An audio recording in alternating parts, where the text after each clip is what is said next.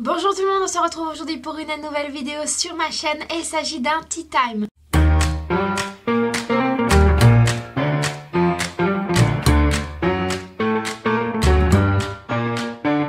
You had my heart and we'll never be a world apart.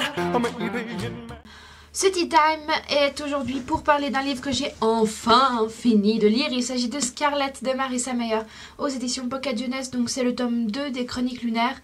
Franchement, je suis tellement contente de l'avoir fini.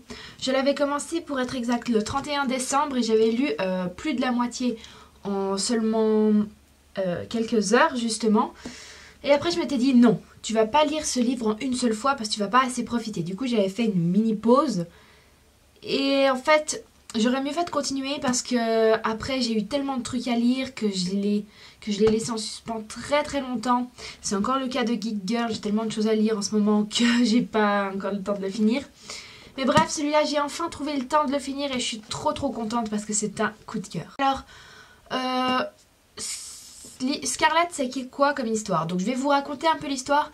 Même si c'est un deuxième tome, parce qu'en fait il y a un élément qui s'ajoute, il y a un nouveau point de vue et un nouveau commencement pour une histoire. Donc je vais vous parler exclusivement de cette histoire-là.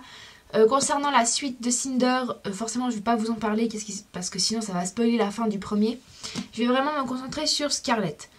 Donc, durant le tome 1, on suivait uniquement l'histoire de Cinder. On avait plusieurs points de vue. On avait le point de vue de Cinder, on avait le point de vue du prince Kai. Mais c'est tout, c'était quand même l'histoire de Cinder. Tandis que là, on a l'histoire de Cinder en parallèle avec l'histoire de Scarlett. Donc, Scarlett, en fait, c'est une jeune fille qui vit avec sa grand-mère et qui font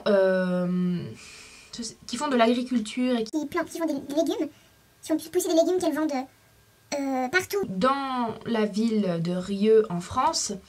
Elles vendent leurs légumes dans des auberges, puis c'est leur revenu. On sait que la grand-mère de Scarlett a travaillé dans l'armée, mais qu'elle s'est depuis reculée dans cette campagne française. Et c'est à peu près tout ce qu'on sait sur la grand-mère de Scarlett. Et voilà. Donc quand on commence l'histoire, on retrouve Scarlett qui fait son travail, et après on se rend compte que cette jeune fille a perdu sa grand-mère. Elle a disparu et on ne sait pas où elle est passée. Depuis, Scarlett, elle a fait appel aux autorités, aucune réponse. Personne ne prend au sérieux la disparition de la dame. On pense qu'elle était complètement folle et qu'elle est partie de son plein gré. Ce que Scarlett ne croit pas du tout, et elle va tout faire pour retrouver sa grand-mère. Elle va faire la connaissance de Lou. Enfin, c'est son surnom, ce n'est pas son vrai nom, mais il se fait surnommer Lou. Et voilà, donc cette histoire va se baser sur la recherche de la grand-mère de Scarlett. Donc vous l'aurez compris, c'est la réécriture de conte du Petit Chaperon Rouge. Et comme dans Cinder, j'ai beaucoup aimé ces aspects de conte qu'on retrouve. Bien sûr, c'est une réécriture de conte, donc l'histoire est complètement différente, mais on a la grand-mère. Je crois que Scarlett, elle a une jaquette avec un capuchon rouge, et je trouve ça vraiment intéressant. Rien que le nom de Lou, on peut se demander si ce sera le méchant ou pas. Franchement ça nous fait mais c'est méchant, c'est pas le méchant, est-ce qu'il faut qu'elle lui fasse confiance, etc. Et ça je trouvais très bien. Enfin franchement j'adore Marissa Meyer pour ça, pour intégrer ces éléments de conte sans que ce soit 100% de la réécriture de conte.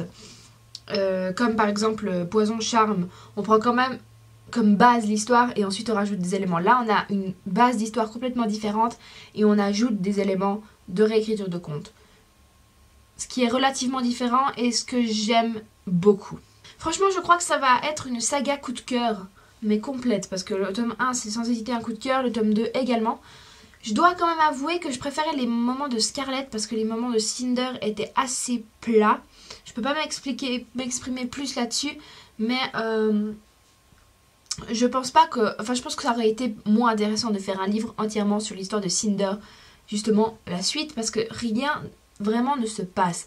Et les moments qu'il y avait avec Cinder, je les aimais pas trop parce que il y avait rien qui se passait justement. Et le personnage qui rejoint Cinder ne m'intéresse pas énormément. Je sais qu'il aura une place plus importante dans Cress, donc on va voir ça tout de suite. Enfin, on va voir quand je lirai Cress. Mais en tout cas, je vais lui laisser une deuxième chance, bien sûr. Mais voilà. Même les moments avec le prince Kai, c'était pas très intéressant. Moi, j'aimais vraiment l'histoire de Scarlett, l'histoire de Lou. Et ça, je trouvais très intéressant. Et finalement, elle arrive, Marissa Meyer, à nous intéresser sur les 2 plans vers la fin. Du coup, j'en étais complètement comblée. J'adore la plume de cet auteur qui est super addictive. Malgré le fait que je l'ai lu long, mais ça n'a rien à voir avec de la lenteur dans le livre. C'est complètement autre chose. Mais vraiment, j'ai adoré ce livre et je suis très impatiente de recevoir, de me procurer le tome 3. Je sais qu'il y a le 4e tome qui va bientôt sortir, du coup il faut vraiment que je lise Cress parce que c'est pas possible. Je trouvais très bien encore par rapport à Cinder, c'est toujours le sujet, mais ça c'est sur la saga entièrement, le fait que ça se passe déjà la communauté orientale, que ça se passe au Japon, non en Chine, rien à voir. Ce que j'ai trouvé super cool dans celui-là, malgré le fait, dans Cinder, malgré le fait qu'on savait que c'était la communauté orientale qui avait des noms un peu asiatiques, juste, malgré le fait qu'on avait des noms, par exemple le prince Kai, la communauté orientale, Cinderline, puis des noms assez asiatiques, j'avais pas cette sensation d'être en Chine. Et puis là, ça, plusieurs fois, il y a des petits éléments, par exemple on parle de la mère la belle-mère de Cinder qui s'appelle Adri, qui avait revêtu son plus beau kimono.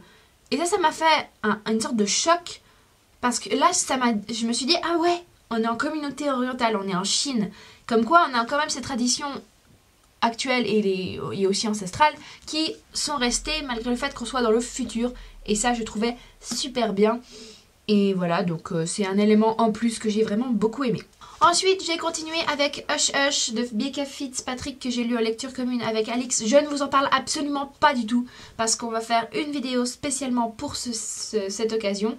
Donc voilà, j'ai lu ce livre super vite, mais je vous en dis franchement rien de plus. Et maintenant, je vais lire, enfin j'ai déjà commencé, Peter Pan de James Barrie aux éditions Librio. Donc c'est un livre que j'ai tiré dans la bookbox du mois. Et il est très court, donc je pense le lire assez vite pendant ce week-end.